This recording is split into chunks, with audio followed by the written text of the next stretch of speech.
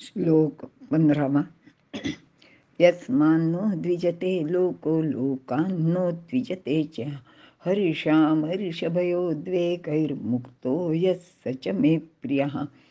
अर्थ, ज्याच्यामुळे लोक उद्विग्न होत नाहीत आणि जो हर्ष, क्रोध, भय आणि उद्वेग यापासून मुक्त राहतो तो ईश्वराला प्रिय आहे किंवा प्रिय असतो. विवरण: भगवंताला प्रिय होण्यासाठी काय करावे लागते ते या श्लोकात भगवंतांनी सांगितले आहे. आपणापासून म्हणजे आपल्यापासून कोणालाही उद्वेग होऊ नये. उद्वेग म्हणजे वैताग किंवा त्रास. काही वेळा लोक देवाची भक्ती करताना किंवा स्वतःचे शुचित्व जपण्याच्या नादात आपले वागणे इतरांवर लादत असतात. म्हणजेच पूजेच्या वेळी त्या व्यक्तीला ठराविक साहित्य हवे म्हणजे हवे आणि ते घरातील इतरांनी त्याला उपलब्ध करून द्यावे लागते. किंवा त्यांचे सोवळे ओळे विशिष्ट गोष्टी त्यांना आहारात चालत नाहीत, अशाही गोष्टी इतरांनी त्यांच्या पाळाव्या लागतात. म्हणजे यांना आहारात कांदा, लसूण किंवा इतर दुसरे कुठलेही पदार्थ नको असतात आणि यामुळे या माणसाचे अवतीभोवती असणाऱ्यांना त्या त्या गोष्टींचा त्रास सोसावा लागतो. म्हणून आपण केलेले नियम आपल्यापुरते असावेत, ते इतरांवर कधीही लादू नयेत. यामध्ये आपण करीत असलेली व्रतवैकल्य, उपवास, मौन, अहिंसा किंवा आहारातील गोष्टी अशा अनेक बाबींचा समावेश असतो. म्हणजेच आपला उद्वेग, आपला त्रास इतरांना वाटू नये असेच आपण वागावे. हल्ली भक्तीचे नावाखाली लाऊडस्पीकरवर मोठ्या मोठ्याने बांग देणे, आरत्या लावणे, भजने म्हणणे असे प्रकार किंवा मिरवणुका, पालख्या इत्यादी गोष्टींचा अतिरेक होतो आणि कुठल्याही गोष्टीचा आनंद व्यक्त करण्यासाठी मोठ्या मोठ्यांनी वेळी अवेळी फटाके लावणे याचा सुद्धा यात समावेश करायलाच पाहिजे. अशा या गोष्टी ह्या भक्तांनी अगदी व्यवस्थित ठरवून टाळल्या पाहिजेत. जसे आपला त्रास कोणाला होऊ नये तसेच आपणही उगाचच इतरांचा त्रास वाटून घेऊ नये. स्वतःही उद्वेग पाहू नये म्हणजे त्रासून जाऊ नये. लोक अडाणी असतात, ते काय करतात याची त्यांना जाण नसते, ते मूर्खासारखे वागतात. म्हणून त्यांचा आपण त्रास मानून न घेता आपण शांत राहायचा प्रयत्न करावा. शक्य असेल तर त्यांना शिकवून शहाणे करावे, त्यांचे मध्ये सुधारणा करण्याचा प्रयत्न करावा. जसे आजकाल फटाक्यांपासून होणाऱ्या त्रासाबद्दल लोकांमध्ये विशेषतः लहान मुलांमध्ये जागृती करण्यासाठी खूपच प्रयत्न केले जात आहेत. या कामात बळजबरी, आर्थिक लालूच वगैरे दाखवू नये, कारण हे उपाय अगदी तात्पुरते असतात. आपल्याकडील संत हे असेच उद्वेग न देणारे आणि उद्वेग न पावणारे असे होते. आणि या बाबतीत आपल्याला तुकाराम महाराजांची अनेक उदाहरणे माहिती आहेत. तसेच एकनाथ महाराजांची पण आपल्याला खूपच उदाहरणे माहिती आहेत. हर्षामर्ष, एखादी अनुकूल गोष्ट घडल्यास माणसाला आनंद होतो. उदाहरणार्थ लॉटरीचे लाखो रुपयांचे तिकीट लागले तर त्या आनंदाचा अतिरेकच होतो, म्हणजे त्याला हर्ष होतो. एखादी वेळ अशा हर्षामुळे माणसाचे मनावर किंवा डोक्यावर परिणाम होतो, तर त्याचा अतिरेक झाला तर माणूस वेडा होतो आणि तो कधीकधी मृत्यूसुद्धा पावतो. म्हणूनच माणसाने अशा विकारांपासून दूर राहायला पाहिजे. आनंद वाटणे तर स्वाभाविक असते, पण त्याचा अतिरेक होणे हे कमकुवत मनाचे लक्षण आहे. अमर्ष म्हणजे मत्सर, दुसऱ्याचे चांगले सहन न होणे म्हणजेच मत्सर वाटणे. इतरांना आपल्यापेक्षा जास्त सुखसुविधा मिळतात किंवा विद्या शिक्षणातील त्यांची प्रगती जास्त असते, त्यांना मान सन्मान प्राप्त होतात, कीर्ती मिळते, याचा लोक मत्सर करतात. इतकंच नाही तर त्यांना असं सुद्धा वाटत राहतं की ह्या माणसाची एवढं मिळण्या इतकी काही खरं तर लायकी नव्हती, म्हणजे माझी आहे पण त्यांची नाही आहे, असंही यांच्या मनात येऊ शकतं. आपल्या इतिहासात एखाद्याची चांगली सुंदर पत्नी असेल तर इतर जण त्याचा मत्सर करतात आणि मग ती मिळवण्यासाठी किंवा त्याचा सूड घेण्यासाठी युद्धेसुद्धा झाल्याची अनेक उदाहरणे आहेत.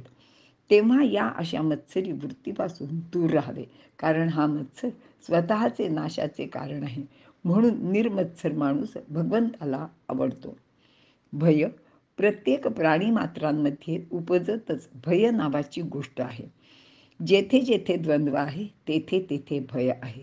आपणा व्यतिरिक्त दुसरा कोणी असला तर त्याची आपल्याला भीती वाटते. आपले सर्व विश्वच या भयाने व्याप्त आहे. अगदी पंचमहाभूते एकमेकांची भीती बाळगून आहेत आणि माणसाला तर पावलोपावली अनेक प्रकारचे भय वाटत असते. अगदी तान्ह्या बाळापासून ते वृद्धापर्यंत म्हणजे जन्मापासून मरणापर्यंत भय याची पाठ सोडत नाही. म्हणून एक ते गाणं आहे ना, की भय इथले संपत नाही, तर तेच हे भय आहे. सर्वात मोठे भय मरणाचे वाटते, परंतु भक्ताने भयमुक्त असावे. ज्याचा परमेश्वरावर संपूर्ण विश्वास आहे त्यांना भय वाटत नाही. अनेक स्वातंत्र्य सैनिक हसत हसत फासावर चढले, त्यांना कधीही मरणाचे भय वाटले नाही. भयाची व्याख्या पुढील प्रमाणे करता येते. इष्ट गोष्टीचा वियोग, इष्ट म्हणजे आपल्याला आवडणाऱ्या गोष्टीचा वियोग किंवा आपल्याला हव्या असलेल्या गोष्टीचा वियोग, आणि अनिष्ट गोष्टीचा संयोग, नको असलेली गोष्ट किंवा प्रसंग किंवा माणसं आपल्या आयुष्यात येणं, आपल्या जवळ येणं. ह्या अशा होणाऱ्या घटनेच्या शंकेला भय असे म्हणता येईल. परत एकदा हे वाक्य थोडक्यात वाचते. इष्ट गोष्टींचा वियोग आणि अनिष्ट गोष्टींचा संयोग होण्याच्या शंकेला भय असे म्हणतात. म्हणजेच योग वियोग, प्रिया प्रियांचे योग, अप्रिय गोष्टीचा योग आणि प्रिय गोष्टीचा वियोग असा ह्याचा अर्थ आहे. मुक्त वर सांगितलेल्या सर्व गोष्टींपासून जो संपूर्णपणे रहित झाला आहे, की जो संपूर्णपणे त्याचा काही वाटत नाही, तो मुक्त आहे. मनात प्रपंचाबद्दल प्रेम किंवा आसक्ती असल्याने वर सांगितलेले विकार उद्भवतात. पण आसक्ती नसेल तर या विकारापासून साधक दूर राहू शकतो. कारण अशा साधकाचे मनात भगवंताशिवाय अन्य कोणाचेच महत्त्व नसते. तो या सर्व विकारांपासून मुक्त असतो. आणि असेच भक्त भगवंत म्हणतायत की मला प्रिय असतात. इथे आपण थांबूया. श्लोक 16. अनपेक्ष सुचिर्दक्ष उदासीनो गतव्यथः सर्वारंभ परित्यागी यो मद्भक्तः स मे प्रियः. अर्थ: निरपेक्ष, सुचिरभूत, दक्ष, कोणतेही काम आळस सोडून करणारा, जो फळाबद्दल किंवा उपभोगाबद्दल उदासीन आहे, ज्याला कोणताही विकार चाळवू शकत नाही आणि ज्याने काम्य फलाचे सर्व आरंभ म्हणजे उद्योग सोडले आहेत, असा जो भक्त आहे तो भगवंताला प्रिय आहे, असे श्रीकृष्ण अर्जुनाला इथे सांगत आहेत. विवरण: या श्लोकात सुद्धा श्रीकृष्ण परमेश्वराला प्रिय असणाऱ्या भक्तांची आणखी काही लक्षणे सांगत आहेत. अनपेक्ष, निरपेक्ष म्हणजे मला एखादी गोष्ट हवी किंवा कोणीतरी मला काहीतरी द्यावे अशी इच्छा न करणारा. यामध्ये कोणीतरी आपल्याला सतत मदत करावी, आपल्याला मान सन्मान द्यावा, एखाद्या कामाचा लोकांनी खूप गौरव करावा, स्तुती करावी, अशा प्रकारची कोणतीही अपेक्षा जो बाळगत नाही तो निरपेक्ष. या भक्ताला कोणाकडून काहीच नको असते. तो अगदी परमेश्वराकडून सुद्धा काही मिळावे अशी कधीच अपेक्षा करत नाही. अशी अपेक्षा जे करतात त्यांची ती अपेक्षा पूर्ण झाली नाही तर त्या माणसाला दुःख होते, त्याला वाईट वाटते, त्याचे मन उद्विग्न होते, म्हणजेच मनाची शांती ढळते, चित्त विचलित होते. त्यामुळे तो कोणतेच काम नीटपणे करू शकत नाही. म्हणून अशा भक्ताने अनपेक्ष असावे, म्हणजे भक्तीमध्ये तो एकचित्त होऊ शकतो. सुचीही नेहमी सुचिरभूत राहायला हवे. मन निर्मळ निर्दोष असावे, पण यामध्ये मनाबरोबर शरीराने, बुद्धीने म्हणजेच विचाराने निर्मल, निर्दोष व पवित्र असणे महत्त्वाचे आहे. दक्ष प्रत्येक कर्तव्य दक्षतेनेच करायला पाहिजे. दक्षता नसेल तर चुका होतात, यश मिळत नाही. पण दक्षतेने काम करण्यासाठी आळसाचा त्याग करावा लागतो. म्हणजेच प्रत्येक गोष्ट करताना मनाने, शरीराने, बुद्धीने सुद्धा दक्ष असावे लागते. म्हणजेच कर्माचे कौशल्य इथे फार महत्त्वाचे असते. यामध्ये भगवंताची भक्तीसुद्धा दक्षतेने करावी लागते. उगाचच अंधश्रद्धा मनात ठेवून काही करणे म्हणजे भक्ती नसते. तर परमेश्वराला नक्की काय हवंय, त्याला काय आवडतं हे लक्षात घ्यावे आणि नेमके तेच करावे. मात्र बाकीचे अवडंबर महत्त्वाचे नसते हे सुद्धा लक्षात घेऊन आपल्या भक्तीने भगवंताला प्रसन्न करून घेण्याचा माणसाने प्रयत्न करावा. उदासीन कोणत्याही प्रसंगाने हुरळून जाऊ नये किंवा खचून सुद्धा जाऊ नये. मनाची स्थिरता फार महत्त्वाची असते. एखादी गोष्ट अनुकूल घडली तर माणसे आनंदाने हुरळून जातात किंवा अनपेक्षित आलेल्या संकटाने खचून सुद्धा जातात, अगदी कोलमडून पडतात. अशावेळी माणसाने शांत मनाने विचार केला तर दोन्ही गोष्टीतून तो निभावून जाऊ शकतो. थोडक्यात प्रत्येक गोष्टीकडे तटस्थ वृत्तीने पाहावे आणि त्याचा स्वीकार करावा. उदासीनचा अर्थ असा आहे की तटस्थ, पक्षपातविरहित वागणे किंवा अलिप्त राहणे. गतव्यथा आपल्या मनानेच सर्व व्यथा नाहीशा कराव्यात, कारण आजूबाजूची परिस्थिती आपण कधीच बदलू शकत नाही. पण त्या परिस्थितीकडे तटस्थपणे किंवा उदासीन वृत्तीने आपण पाहू शकतो. शिवाय आपल्यावर येणारे दुःखद प्रसंग, संकटे यांना आपण थांबवू शकत नाही. पण त्याला धीराने तोंड देऊन किंवा त्या गोष्टीचा बावू न करता आपण त्यावर मात तर नक्कीच करू शकतो. आपल्या आप्तेष्टांचा वियोग आपल्याला दुःखकारक वाटतो, पण जी गोष्ट अटळ आहे तिच्याबद्दल कधीही दुःख करू नये. दुसऱ्या अध्यायात अशाच प्रकारचा उपदेश भगवंतांनी केलेला आहे. सर्वारंभ परित्यागी, सर्व कार्याचा आरंभ करण्याचे टाळावे किंवा कोणत्याही कार्याची सुरुवात करू नये. जे भगवंताचे इच्छेप्रमाणे होते त्याचा स्वीकार करावा. मग आपण काहीच न करता स्वस्थ बसून आळसात राहायचे का, असा एक प्रश्न आपल्या मनात निर्माण होतो. अर्थातच याचे उत्तर नाही असेच आहे. मग सर्वारंभाचा परित्याग कसा काय करणार? कारण कोणतेही काम करायचे झाल्यास त्याचा आरंभ तर करावाच लागतो. आणि मग अशा वेळी काय करावे? भगवान श्रीकृष्णाला असे सांगायचे आहे की दोन मुख्य हेतू आहेत. एक तर एखादे काम आपण करण्यास सुरुवात करणार असलो तर असे म्हणतो की हे काम मी करणार आहे किंवा या कामाला मी आता सुरुवात केली आहे. यामध्ये कामापेक्षा सुद्धा मीपणाला म्हणजे अहंकाराला जास्त महत्त्व दिले जाते आणि भगवंताला नेमके तेच मान्य नाही, ते त्याला आवडत नाही.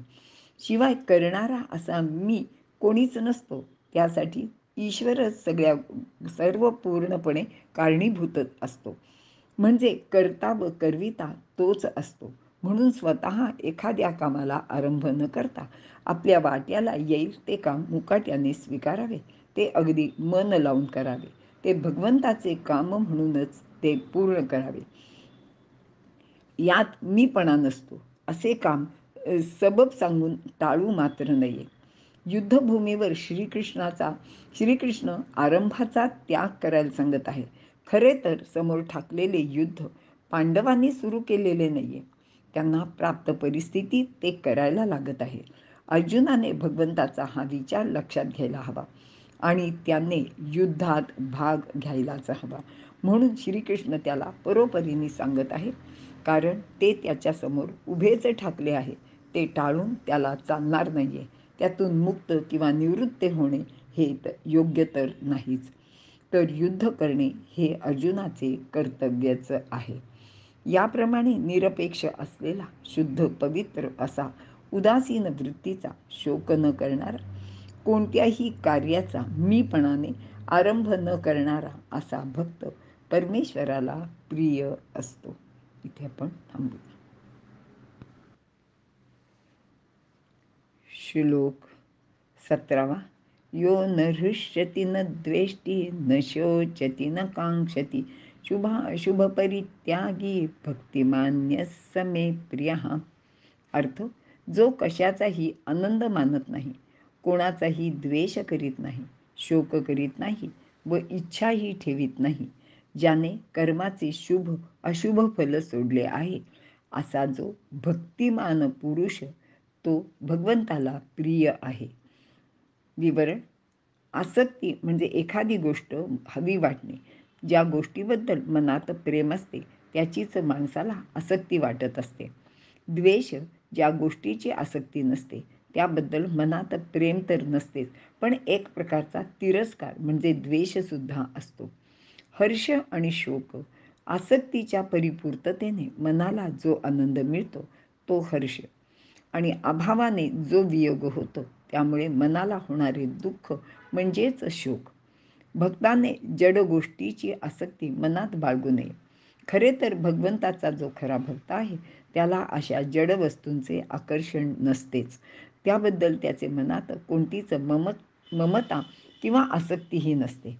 परिणामी होणारे हर्ष व शोक यापासून तो स्वाभाविकपणे दूर राहतो. साधक जसा जसा साधनेत प्रगती करत जातो तसे तसे त्याचे हे विकार कमी होत जातात. कारण या सर्व गोष्टींची क्षणभंगुरता त्याला कळलेली असते. तो भगवंताचे प्रेमाने होणाऱ्या नित्य अशा सुखात रममाण झालेला असतो. सिद्ध अवस्थेत हे विकार संपूर्णपणे नाहीसे झालेले असतात. म्हणून असा भक्त सुखदुःखात समस्थितीत राहतो. आणखी एक महत्त्वाची गोष्ट म्हणजे हर्ष व शोक हे दोन्ही राग म्हणजे प्रीती व द्वेष म्हणजे अप्रीतीचे परिणाम आहेत, किंवा सोप्या भाषेत आवड नावड याचे ते परिणाम आहेत. शुभाशुभ परित्यागी, ममता, आसक्ती व कर्मफलेच्छे रहित केलेली कर्म शुभ होतात व भक्तासाठी ते कर्म अकर्म होते. केलेल्या कर्माचे बंधनात तो पडत नाही. तसेच रागद्वेषाचा संपूर्ण त्याग झाल्यामुळे त्याचेकडून अशुभ कर्म होत नाही. अशुभ कर्म होण्यामागे कामना, ममता, आसक्ती या गोष्टी प्रधान असतात. पण भक्तामध्ये या सर्वच गोष्टींचा अभाव असल्याने तो अशुभ कर्म कधी करत नाही, किंवा त्याचे दृष्टीने कोणतेही कर्म शुभ किंवा अशुभ नसतेच. आणि महत्त्वाचे म्हणजे जो भक्त आहे तो शुभ कर्मातही आसक्त नसतो. स्वाभाविकच मग त्याला सुख किंवा दुःख होत नाही. भक्तिमान्य समे प्रियः, ज्याचे मनात भगवंताविषयी प्रेम असते तो सतत त्याचे भजन, चिंतन, स्मरण करीत असतो. अशा भक्ताला भक्तिमान असे म्हटले आहे. त्याचे भगवंताचे ठिकाणी अनन्य प्रेम असते आणि तोही भगवंताला प्रिय असतो. असे भक्त कोणत्याही वस्तूची इच्छा करीत नाहीत. शोक, द्वेष, हर्ष या विकारापासून मुक्त असतो. ममता व आसक्ती विरहित असा तो भक्त भगवंताला प्रिय असतो. पुढील 2 श्लोकात सिद्ध भक्तांची आणखी काही लक्षणे भगवंत सांगणार आहेत. इथे आपण थांबूया. आता आपण सिद्ध भक्तांची लक्षणे भगवंतांनी सांगितलेली आहेत ती या पुढील 2 श्लोकात पाहणार आहोत. हे दोन्ही श्लोक आपण इथे एकत्र विचारासाठी घेतलेले आहेत. श्लोक 18. समशत्रौ च मित्रे च तथा मानापमानयोः शीतोष्णसुखदुःखेषु समसंगविवर्जितः. श्लोक 19. तुल्यनिंदास्तुतिर्मौनी संतुष्टो येन केनचित् अनिकेतस्थिरमतिर्भक्तिमान मे प्रियो नरः. अर्थ, शत्रू आणि मित्र तसेच मान आणि अपमान, शीत आणि उष्ण, सुख आणि दुःख ज्याला सारखीच असतात व ज्याला कशाचीही आसक्ती नसते, ज्याला निंदा व स्तुती दोन्ही समसमान वाटते, जो मितभाषी व जे मिळेल त्यात संतुष्ट राहणारा व ज्याचे चित्त स्थिर असून ज्याचे बिऱ्हाड कोठेच राहिलेले नसते, म्हणजेच त्याचे राहण्याचे स्थान किंवा शरीराविषयीची आसक्ती उरलेली नसते, त्याला ममता नसते, तसेच कर्मफलाशा विषयीची आसक्तीसुद्धा उरलेली नसते, असा भक्तिमान पुरुष मला म्हणजे भगवंताला प्रिय असतो असे भगवंत इथे अर्जुनाला सांगत आहेत. विवरण. समशत्रौच मित्रेच. भक्तांचे ठिकाणी असलेल्या समतेचे वर्णन यामध्ये आहे. भक्ताची सर्वत्र भगवत बुद्धी असल्याने त्याला कोणी शत्रू मित्र असे वाटत नाही. एखादा सुष्ट दुष्ट असा भाव भक्ताचे ठिकाणी नसतो, तर त्या भिन्न व्यक्तीचे ठिकाणी असतो. साधारण लोकांचे ठिकाणी शत्रू मित्र हा भाव असतो. म्हणून अशा व्यक्तीला जर मित्र म्हणून किंवा शत्रू म्हणून समोर आला तर हा भक्त त्याच्याशी वागताना केवळ कर्तव्य बुद्धी जागृत ठेवून त्यानुसार त्यावेळेला जे योग्य असेल तेच वर्तन करतो किंवा स्वतःचा जो स्वभाव व स्वकर्तव्य आहे ते कधीही सोडत नाही. म्हणूनच ज्ञानदेव निसर्गातील विविध उदाहरणे देऊन सांगतात की रिपू मित्रा दोही सरिसा पाडू. तो शत्रू किंवा मित्राबरोबर सारखाच वागतो. आणि यावेळेला ते झाडाचं म्हणजे आपल्याला वृक्षाचं उदाहरण देत आहेत. ओवी अशी आहे की जो खांडावया घाव घाली का लावणी जयाने केली दोघा एकची दे साउली वृक्षू जैसा. याचप्रमाणे दिवा, वारा, पाणी, ऊस, सूर्य इत्यादीची उदाहरणे देऊन ते समवर्तनाचे महत्त्व सांगतात. आपल्या संतांच्या मध्ये ज्ञानदेव, तुकोबा यांना त्यांचे काळात जे लोक शत्रू मानत होते त्यांच्याशी त्यांनी कधीही शत्रुत्वाचे वर्तन केले नाही. मानापमानयोः. मान अपमान या परकृत क्रिया आहेत. तसा यांचा फक्त मानण्याशी संबंध असतो. परकृत म्हणजे लोकांनी केलेल्या. सामान्य माणसे छोट्या छोट्या गोष्टीचा संबंध या माना अपमानाशी जोडत असतात. त्यामुळे ते स्वतः दुःखी होतात, इतरांना सुद्धा त्रास किंवा दुःख देतात. यांचा संबंध जास्त करून अहंकाराशी जोडलेला आहे किंवा अहंकाराशीच आहे. अगदी कोणी आपल्याला मी मोठा आहे असे समजून जर नमस्कार केला नाही तर माणसाला बरे वाटत नाही. आणि जर एखाद्याने आपल्याला नमस्कार केला तर त्या माणसाला खूप बरे वाटते आणि मग तो त्या माणसाला म्हणतो, चांगला आहे हां, बघा त्यांनी मला अगदी आल्यावर वाकून नमस्कार केला. तर ह्या ज्या गोष्टी आहेत यामध्ये तो स्वतःचा मान किंवा अपमान समजतो. खरे तर नमस्कार केला किंवा नाही केला तर त्या व्यक्तीला काय फरक पडतो, पण नाही, त्यावरून भांडणे होतात, माणसे दुरावतात. असा हा मान अपमान आहे. म्हणून वारकरी लोकांच्या मध्ये एक फार सुंदर अशी प्रथा आहे. ते एकमेकांना खाली वाकून नमस्कार करतात. इथे कोणी लहान किंवा मोठा नाही, इथे आहे तो सगळा भगवत भावच आहे आणि ते एकमेकाला माऊली माऊली असं म्हणून पाया पडत असतात. शीतोष्ण सुखदुःखेषु सम. शीत आणि उष्ण हे इंद्रियांशी निगडीत आहेत. अनुकूल व प्रतिकूल परिस्थितीत समभाव ठेवणे हे तत्व यात सांगितले आहे. उन्हाळ्यात शीत किंवा थंड गोष्टीने शरीराला सुख होते, तर कडक उन्हाचा आपल्याला खूप त्रास होतो. या उलट हिवाळ्यात उबदार उष्ण गोष्टी आपल्याला चांगल्या वाटतात. मनाची व शरीराची सहनशीलता वाढवली तर या गोष्टी हव्या किंवा नको वाटत नाहीत. म्हणजेच थंड किंवा उष्ण या गोष्टी आपल्या सुखदुःखाला कारणीभूत होत नाहीत. सुख व दुःख या गोष्टी बाह्य परिस्थितीवर अवलंबून असतात. म्हणूनच त्या नित्य परिवर्तनशील आणि क्षणिक आहेत. खूप उन्हातून घरी आल्यानंतर थंड वाऱ्याचे झोतात किंवा AC मध्ये बसले तर आपल्याला छान वाटते, सुख वाटते. पण काही वेळाने तेच वारं किंवा तो AC मधील थंडावा आपल्याला नको वाटायला लागतो. याच गोष्टी प्रापंचिक जीवनात येणाऱ्या अनुकूल व प्रतिकूल परिस्थितीशी सुद्धा निगडीत असतात. जी गोष्ट आज आपल्याला आनंद देणारी, सुख देणारी वाटते, कदाचित तीच गोष्ट उद्याच्या दुःखाचे मूळ असते किंवा या उलटही असते. म्हणून या अशा क्षणभंगुर गोष्टीचे आहारी न जाता दोन्ही परिस्थितीमध्ये जो मनाने सम असतो त्याला सुखदुःखाचा त्रास होत नाही. संग विवर्जिता. भोगासक्ती सोडणारा, ज्याने आपली भोगलालसा कमी केली आहे भोग घेण्याबद्दल ज्याच्या आपल्या मनावर व इंद्रियांवर संपूर्ण ताबा आहे त्याची मती स्थिर होऊ शकते. भोगाचा सहवास सोडणे तसेच आपल्या अवतीभोवती असलेल्या गोतावळ्याचा म्हणजे नातेवाईकांचा संग सोडणे. खरे तर प्रत्यक्षात संग सोडण्याची गरजच नसते, पण प्रत्येक गोष्टीत असलेले आपले ममत्व आणि आसक्ती सोडणे हे खरे संगवर्जित आहे. संग शब्दाचा अर्थ संबंध, आसक्ती किंवा संयोग असा आहे. स्वरूपाने सर्व गोष्टीचा संग प्रत्यक्षात शक्य नसतो, कारण जोपर्यंत माणूस जिवंत आहे तोपर्यंतच हे शक्य असते.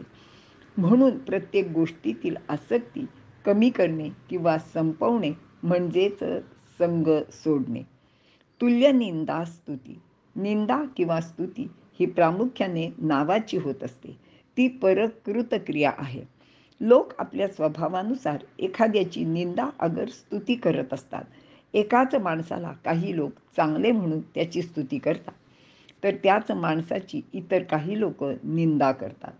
अगदी आपण भगवंताचे जर चरित्र लक्षात घेतले तर त्याचे काळात म्हणजे श्रीकृष्णाचे काळात कंस, जरासंध, शिशुपाल असे अनेक लोक त्याची नेहमी निंदाच करीत होते. तर भीष्माचार्य, महर्षी व्यास, पांडव, विदुर इत्यादी अनेक लोक त्याला देव मानून त्याची स्तुती करत असत, त्याची पूजा करत असत. अशा प्रकारच्या निंदा अथवा स्तुतीचा भक्तावर परिणाम होत नाही. कोणाचे स्तुती करण्याने तो हुरळून जाऊन स्वतःला मोठे समजत नाही, तर कोणाचे निंदेने त्याला वाईटसुद्धा वाटत नाही. आणि कबीरासारखे व तुकोबांसारखे संत म्हणतात की निंदकाचे घर असावे शेजारी. किंवा कबीर म्हणतात, निंदक नियरे राखिये अंगन कुटी सवार, कारण बिना साबुन बिना पाणी निर्मल करे सुभार. ते अशा निंदकाचे तर उपकार मानतात, कारण साधक लोकांना आपली स्तुती कोणी करू नये असेच नेहमी वाटत असते. त्याला अशा गोष्टीचा तिटकारा वाटतो. सन्माने जो साकडे पूज्यता डोळा न देखावी, स्वकीर्ती कानी नायकावी असे माऊली त्याचे वर्णन करतात. आणि हीच त्यांची स्थिती पण असते. त्यामुळे निंदा किंवा स्तुती याला महत्त्व न देता हा भक्त आपले कार्य नेहमी सुरूच ठेवतो. तो भगवंताचे भजनात दंग राहतो. मौनी म्हणजे वाणीचे मौन असा याचा सरळ अर्थ आहे. पण वाणीद्वारा लोक मौन स्वीकारू शकतात. थोड्या प्रयत्नाने ते त्यांना साध्यही होते. अवतार मेहर बाबांचे अनेक शिष्य असे वाणीचे मौन महिनोन्महिने करतात. पण असे मौन धारण केले तर तो भक्त भगवंताच्या नामाचा जप किंवा प्रचार कसे करणार? अनेक प्रसंगात माणूस वाणीचे मौन करू शकतो, पण मौनाचा खरा अर्थ मनन असा आहे. सिद्ध भक्तांकडून भगवत स्वरूपाचे सहज स्वाभाविक असे जे मनन सतत होत असते त्यांना मौनी असे म्हणतात. त्यांचे अंतःकरणात वासुदेव सर्व याचे मनन निरंतर होत असते. मौनी म्हणजे मुनीची सर्व लक्षणे ज्यामध्ये सांगितली आहेत तो मौनी. अध्याय 2 आणि श्लोक 56 मध्ये अशी सर्व लक्षणे आपण ह्यापूर्वी पाहिलेली आहेत. संतुष्टो येन केनचित. येन केनचित म्हणजे ज्या कोणत्याही प्रकाराने जे मिळेल त्यात संतुष्ट राहायला पाहिजे. असंतोषाने द्वेष वाढतो, त्यातून कलह निर्माण होतात, मनाची अप्रसन्नता वाढते.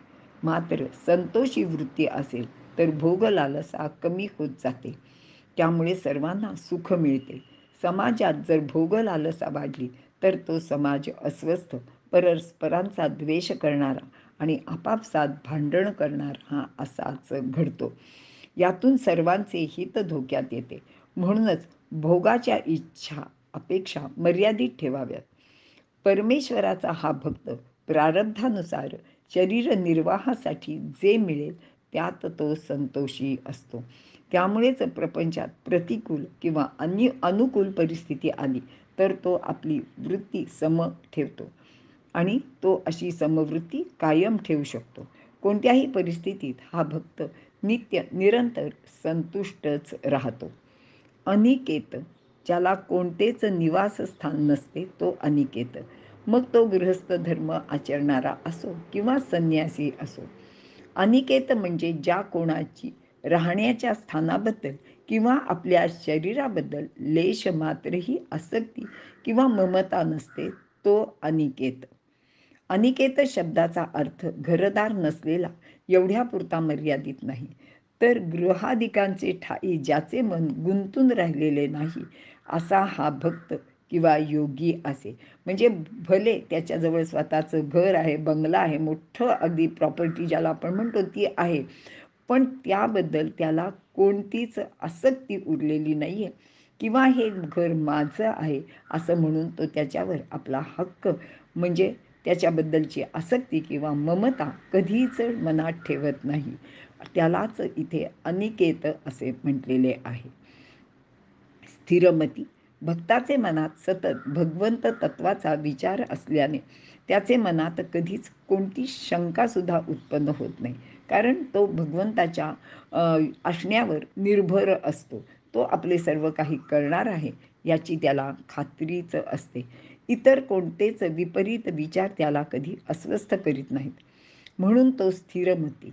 बुद्धी स्थिर न होण्याचे प्रमुख कारण कामना, आसक्ती आणि ममता हे आहे. परंतु या भक्ताचे ठिकाणी या सर्वच विकारांचा अभाव असल्यामुळे त्याची बुद्धी नेहमीच स्थिर राहते. भक्तिमान में प्रियो नरः. वर वर्णन केलेल्या गुणांनी युक्त असा जो भक्त आहे तो मला म्हणजे भगवंताला अत्यंत प्रिय आहे. नर जीव माणसाचे योनीत जन्मल्यानंतर ज्याने हा देह मिळण्याचे सार्थक केले, म्हणजेच भगवंताला प्राप्त करून घेतले आहे, तोच खरा नर किंवा मानव. नाही तर इतर प्राणी मात्र किंवा निसर्गदत्त भोग भोगतच आपले जीवन संपवतात. मात्र मानव देहात आपले सार्थक करून घेण्याचे सामर्थ्य आहे. आपला देह सत्कारणी लावून त्याचे सार्थक केले तरच तो नर, नाही तर तो मनुष्य नावाचा प्राणीच उरतो. अशा रीतीने भगवंताने आपल्या प्रिय भक्ताची 39 लक्षणे श्लोक क्रमांक 13 ते 19 अशा 7 श्लोकात सांगितलेली आहेत. यातील बहुतेक सर्व लक्षणे दुसऱ्या अध्यायात योग्याची किंवा स्थितप्रज्ञाची म्हणून सांगितली गेली आहेत. भगवंताला त्याचा हा भक्त मनापासून केलेल्या भक्तीमुळेच प्रिय असतो. भक्तामध्ये वर उल्लेखिलेले गुण हे मुख्य लक्षण नाहीत, कारण जो भावाचा भुकेला आहे तो भगवंत आहे आणि एकाच भक्तात हे असे सर्व गुण असतीलच असे सुद्धा नसते. म्हणून भगवंताला प्रिय होण्यासाठी भक्ती हेच एक प्रमुख साधन आहे, असा याचा थोडक्यात आशय आहे. या अध्यायाचे सुरुवातीला अर्जुनाने विचारलेल्या प्रश्नाचे स्पष्ट उत्तर आता यामध्ये दिले गेले आहे. इथे आपण थांबूया. श्लोक 20. ये तु धर्म्यामृतमिदं यथोक्तं पर्युपासते श्रद्धाना मत्परमा भक्तास्तेतीव मे प्रियाः. ओम तत्सदिति श्रीमद्भगवद्गीतासु उपनिषत्सु ब्रह्मविद्यायां योगशास्त्रे श्रीकृष्णार्जुनसंवादे भक्तियोगो नाम 12. श्लोकाचा अर्थ. जे श्रद्धा ठेवणारे आणि केवळ ईश्वराला परमश्रेष्ठ मानणारे भक्त येथे सांगितल्याप्रमाणे अमर म्हणजे अमृत ज्ञानाचे सेवन करतात, ते मला ईश्वराला अत्यंत प्रिय होतात. विवरण. या अध्यायातील ही भक्तलक्षणे आपण रोज सेवन करावीत.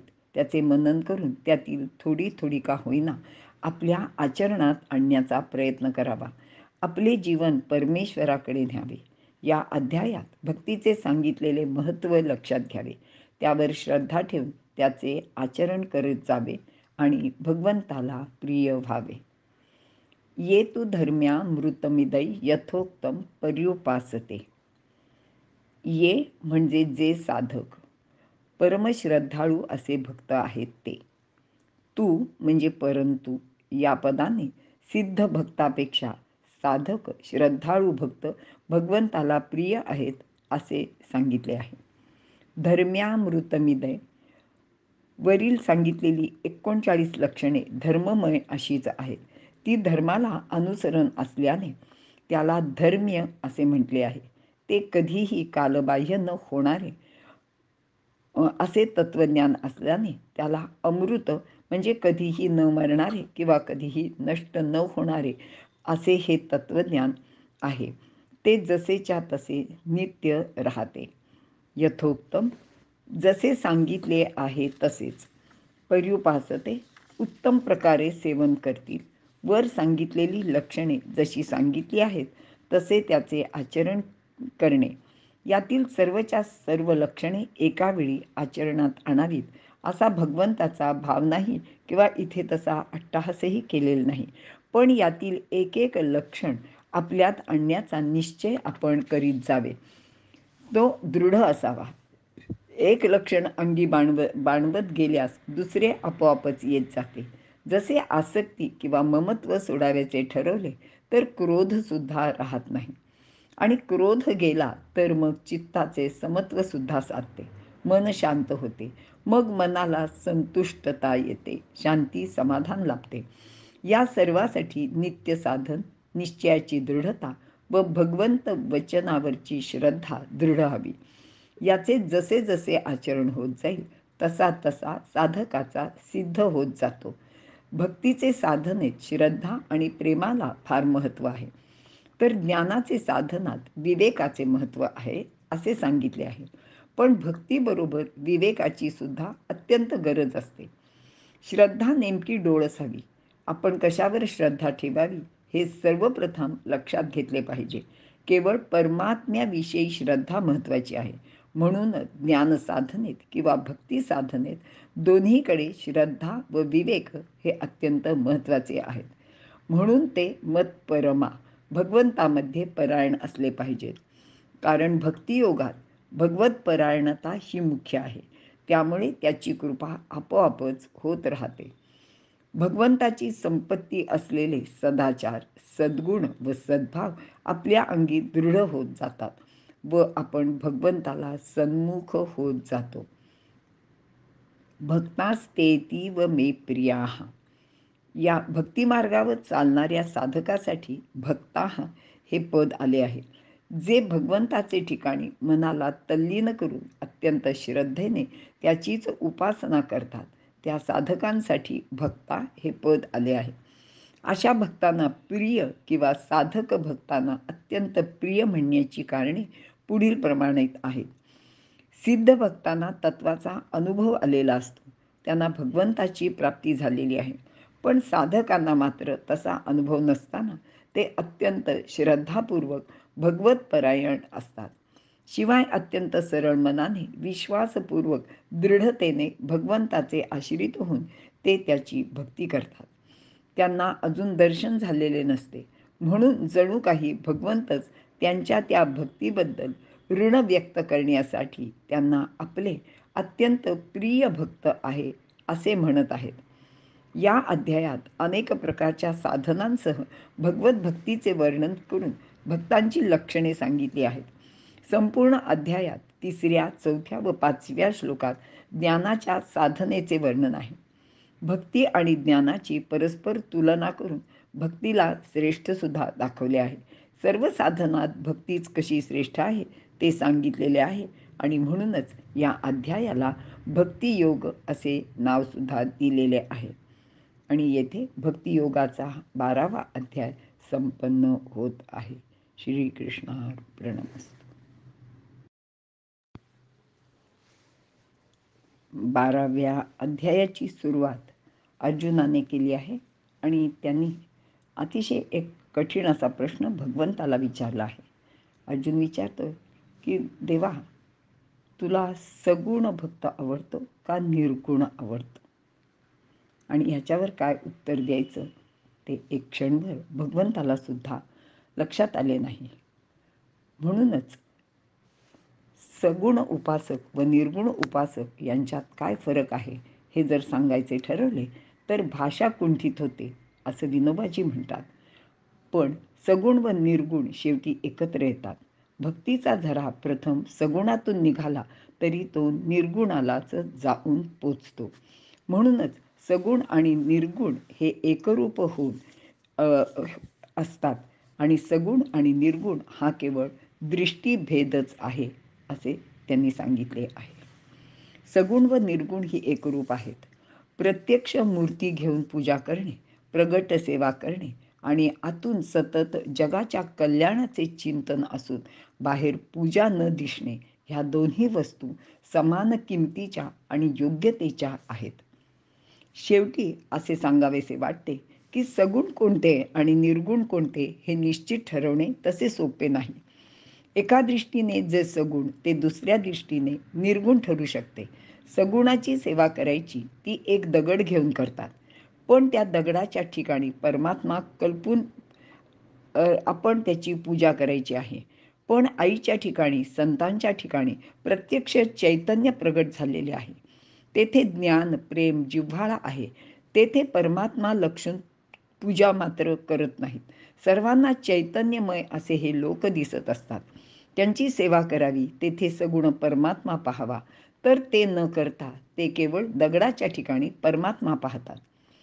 आता दगडात देव पाहणे ही एकपरी निर्गुणाची पराकाष्ठा आहे. संत, आई वडील, शेजारी यांच्या ठिकाणी ज्ञान, प्रेम, उपकार, बुद्धी प्रकट झाली आहे. तेथे ईश्वर मानणे सोपे आहे, पण दगडात ईश्वर मानणे अत्यंत कठीण आहे. आणि बघा, तो नर्मद्या गणपती त्याला देव मानतात आणि मग हीच खरी निर्गुणाची पूजा नाही काय असा विचार ते करत नाहीत.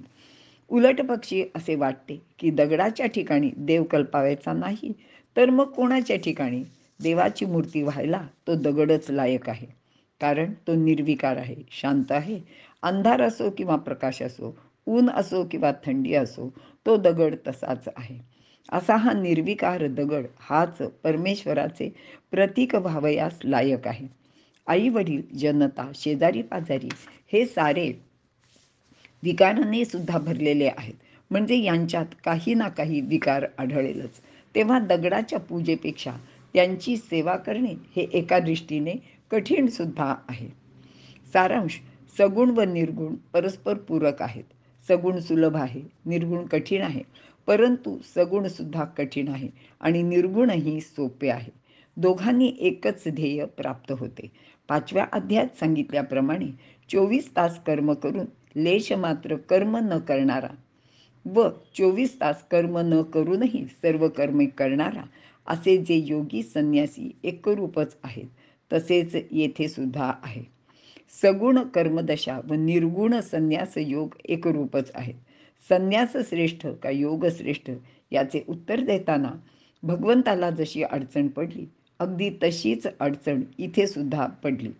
शेवटी सुलभता व कठीणता तारतम्याने लक्षात घेऊन उत्तर दिले नाही, तर योग आणि संन्यास किंवा सगुण व निर्गुण ही एकरूपच आहेत असे सांगितले. शेवटी भगवान म्हणतात की अर्जुना, तू सगुण आस किंवा निर्गुण भक्त असलास म्हणजे झाले, अगदी गोटा मात्र राहू नकोस असे सांगून भगवंतांनी शेवटी भक्ताची लक्षणे दिली आहेत. अमृत मधुर असेल, परंतु त्याची माधुरी आपण चाखली नाही, म्हणजेच ही लक्षणे प्रत्यक्ष मधुर आहेत. येथे कल्पनेची जरुरी नाही. ह्या लक्षणांचा अनुभव मात्र घ्यायलाच हवा. 12व्या अध्यायातील ही भक्त लक्षणे स्थितप्रज्ञाच्या लक्षणाप्रमाणेच आपण रोज थोडी सेवन करीत जावीत, मनन करावीत, त्यातील थोडी थोडी आपल्या आचरणात आणायचा प्रयत्न करावा आणि पुष्टी प्राप्त करून घ्यावी. अशा तऱ्हेने आपले जीवन हळूहळू परमेश्वराकडे न्यावे.